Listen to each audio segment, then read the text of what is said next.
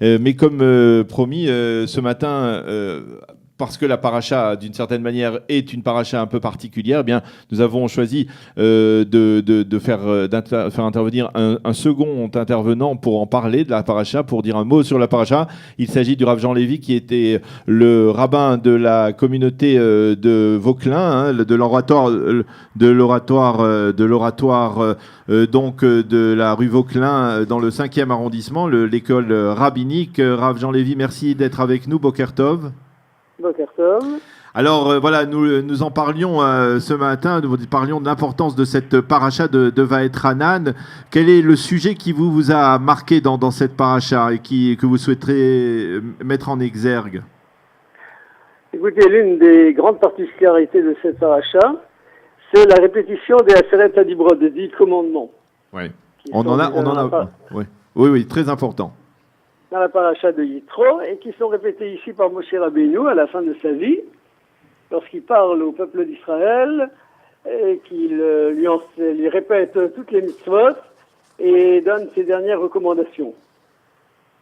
Alors ces Aseret Hadibrot sont donc répétés presque mot pour mot, au point que Rashi dit simplement dans son commentaire, je n'ai plus rien à expliquer, j'ai tout expliqué déjà dans la paracha de Yitro. Oui.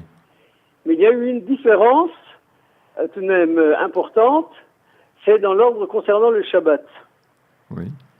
Dans la paracha de Yitro, l'ordre du Shabbat commençait par Zachor et Yom HaShabbat le-Kadsho. Souviens-toi du jour du Shabbat pour le sanctifier. Alors que dans notre paracha, c'est Shamor et Yom HaShabbat le-Kadesho. Alors, quelle est la différence? Alors fais attention, observe le Shabbat, d'accord? Et c'est quelque chose que nous mentionnons dans le Chadodi, Zachor, Shamor, Zachor, Bedibur Echad, que ces deux ont été donnés dans la même parole.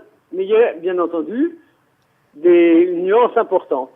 Alors il y a la manière classique de voir la nuance, c'est que dans le Shabbat, il y a deux types de mitzvot. La première mitzvah, dans les Aseret Hadibrot de Yitro, c'est Zachor et Yom HaShabbat, de se souvenir du jour de Shabbat. Et nos Chachamim expliquent qu'est-ce que ça veut dire Zachor. C'est un ensemble de mitzvot assez, d'obligations que nous avons à remplir le Shabbat. Faire le Kiddush, honorer le Shabbat par des habits spéciaux, Oneg Shabbat, le fait de relever le Shabbat par la qualité de nos repas. Ça, c'est l'ensemble des mitzvot assez contenus dans Zachor et Yom HaShabbat. Shamor, par contre, c'est toutes les interdictions du Shabbat. Les 39 melachot, auxquelles il faut être extrêmement vigilant, et qui nous sont résumées dans notre paracha par ce terme Shamor et Yom HaShabbat le-Kadsho. Alors ce Shamor est très important, mais il peut entraîner l'homme à être stressé, à avoir peur de transgresser le Shabbat, vu l'ensemble, le grand nombre d'actes qui nous sont interdits ce jour du Shabbat. Et il est vrai que le Mishnah Brura, dans son introduction sur les Hilchot Shabbat, dit que celui qui n'étudie pas régulièrement et qui ne révise pas régulièrement les lois du Shabbat, inévitablement transgressera le Shabbat par ignorance. Donc ça c'est Shamor. Mais je voudrais vous ajouter un enseignement que j'ai entendu de la bouche du Rav Moshe Shapira Zichrono Livracha, et qui fait remarquer que ce terme de Shamor a plusieurs significations dans la Torah. La signification, la première, c'est garder. Prendre soin de l'objet d'autrui, c'est être un chômeur chinam, gratuitement, ou chômeur sachar, si on est rémunéré pour cela. C'est veiller à ce qui appartient à autrui.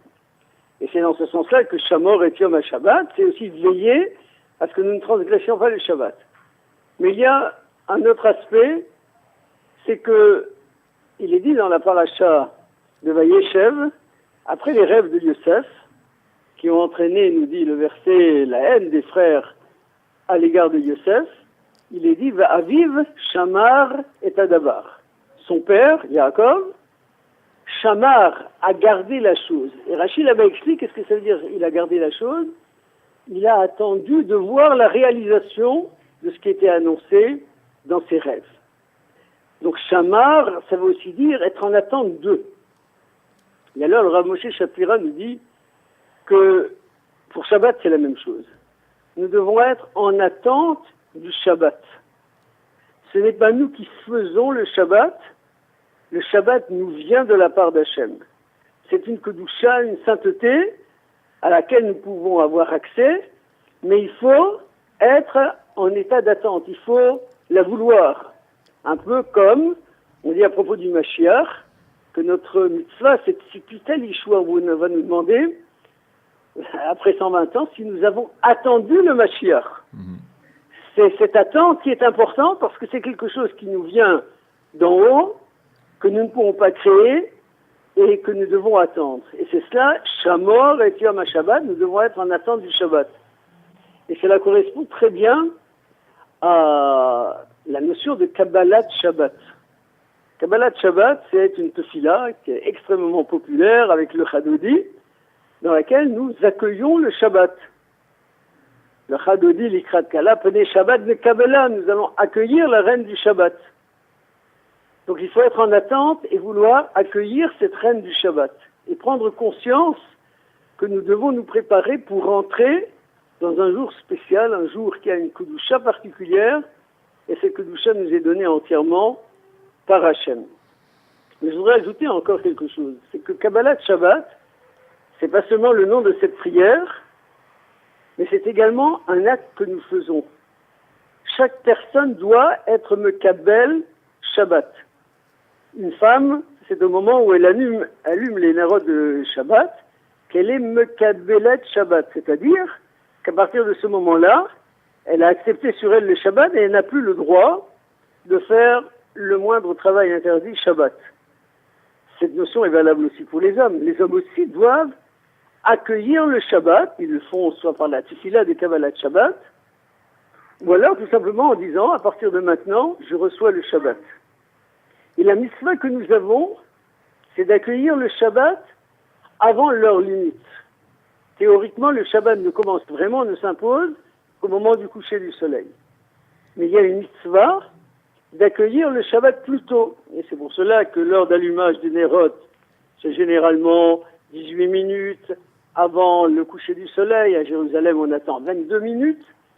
Donc on tient à accueillir le Shabbat avant.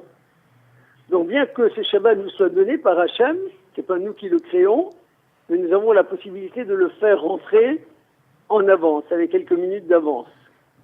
Au point que beaucoup de rabbanim actuellement recommandent de ne pas attendre l'heure limite, l'heure officielle de Adlakat HaNerot, de l'allumage des Nerot, de ne pas attendre cette heure-là, mais d'accueillir le Shabbat 10 minutes plus tôt.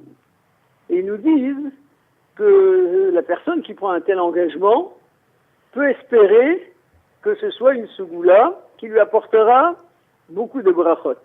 Ça correspond d'ailleurs à ce que nous disons dans le Lachadodi, que le Shabbat est Mekor HaBracha. C'est le Shabbat qui est la source de toute la bracha. Toute la bracha que nous recevons durant toute la semaine, et nous vient à travers le Shabbat.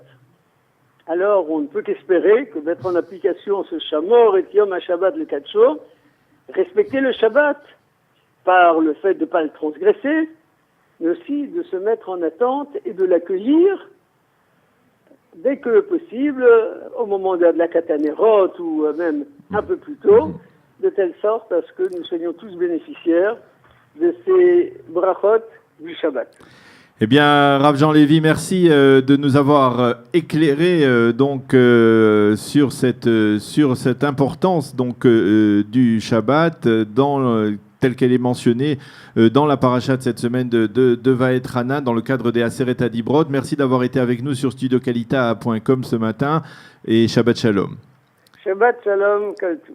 Voilà, eh bien, c'est la fin de cette heure d'actualité, une heure d'actualité que nous avons également consacrée à, on peut dire, à l'éternité, hein, puisque nous avons parlé de la paracha de la semaine sous deux différents angles, celui du Rav Jean Lévy que nous venons d'écouter et celui du Rav Yitzhak Chouraki que nous avions écouté auparavant. Merci à tous les rabbinim d'être venus ce matin pour nous parler de cette paracha importante. Merci à nos invités, à Adi Waket qui était notre invité tout à l'heure, l'invité de la rédaction. Et c'est la fin de cette heure d'actualité sur studioqualita.com. On vous souhaite de passer une agréable journée. Shabbat Shalom. On se retrouve dimanche. Passez un agréable Shabbat Leitrot. Kol Tov.